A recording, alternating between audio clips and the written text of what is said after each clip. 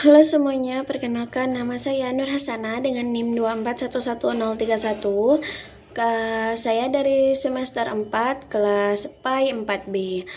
Kali ini saya akan membahas tentang konsep harta untuk memenuhi tugas pada mata kuliah Fikih Muamalah yang diampu oleh Bapak Muhammad Rafiq Anwar, SPDI MPD. Baiklah, langsung saja tanpa membuang-buang waktu. Kali ini saya akan menjelaskan yang pertama, yaitu pengertian harta. Apa sih harta itu? Harta ialah segala sesuatu yang memiliki nilai guna ataupun ekonomi, baik harta itu berwujud maupun tidak berwujud, dan juga dapat dimiliki oleh individu, kelompok, maupun lembaga. Secara luas, harta tidak hanya mencakup barang material seperti tanah dan yang lain, tetapi juga mencakup barang non-material seperti ilmu pengetahuan, keahlian, serta hubungan sosial yang bermanfaat.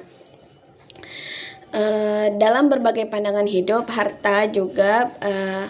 Harta juga didefinisikan sebagai dasar untuk memenuhi kebutuhan dan mendukung perkembangan diri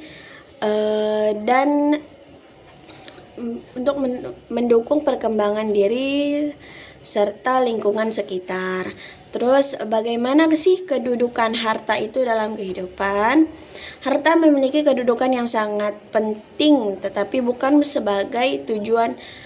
menjadi tujuan akhir dalam suatu kehidupan. Dalam individu, harta itu berfungsi sebagai sebagai dasar untuk memenuhi kebutuhan dasar dan meningkatkan kualitas hidup. Dalam masyarakat, harta berperan dalam menjaga stabilitas masyarakat dan pembangunan bersama. Akan tetapi harta itu harus ditempatkan sebagai sarana, bukan tujuan utama, supaya tidak menyebabkan kesesatan dan kerusakan bagi diri sendiri maupun orang lain.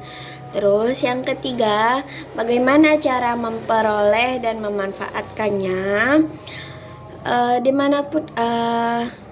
Bagaimanapun penjelasannya, kita pasti tahu bahwasanya harta yang harus kita peroleh itu harus didapatkan secara sah, adil, dan halal. Misalnya dari hasil kerja keras kita yang legal, investasi yang benar, harta warisan, ataupun hibah yang tidak melanggar aturan. Kemudian bagaimana cara memanfaatkannya?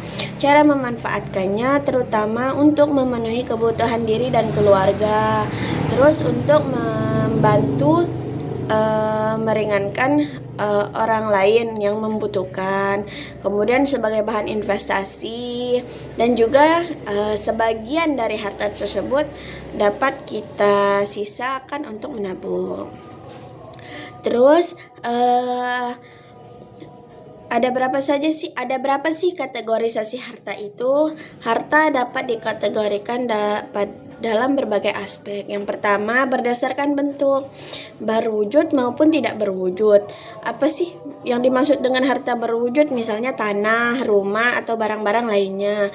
Kemudian yang tidak berwujud itu seperti ilmu pengetahuan, keahlian, kekayaan intelektual, saham, ataupun hibah. Kemudian harta berdasarkan sifat. Misalnya harta itu bersifat tetap tidak, atau bersifat tidak tetap. Maksud dari bersifat tetap ini misalnya seperti gedung, rumah, atau barang elektronik. Yang bersifat tidak tetap ini misalnya seperti uang tunai. Kemudian ada harta berdasarkan sumber perolehan. Harta ini diperoleh dari mana? Misalnya apakah dari harta dari hasil kerja dia, atau dari harta sendiri, atau harta warisan, ataupun investasi atau hibah. Kemudian pembahasan yang terakhir yaitu apa saja sih fungsi dari harta. Harta itu berfungsi sebagai penyimpanan jumlah nilai, kemudian sebagai nilai tukar, sebagai bentuk investasi, juga harta dapat menjadi tunjangan kita untuk memenuhi kehidupan seperti makanan, pakaian, pendidikan, pokoknya tentang sandang, pangan, papan. Mungkin sekian penyampaian materi tentang konsep harta dari saya. Jika terdapat kesalahan kata ataupun ucapan, saya minta maaf. Kepada Allah saya mohon ampun. Saya akhiri. Wabillahi taufiq wal hidayah wa ridha wal inayah. Wassalamualaikum warahmatullahi wabarakatuh.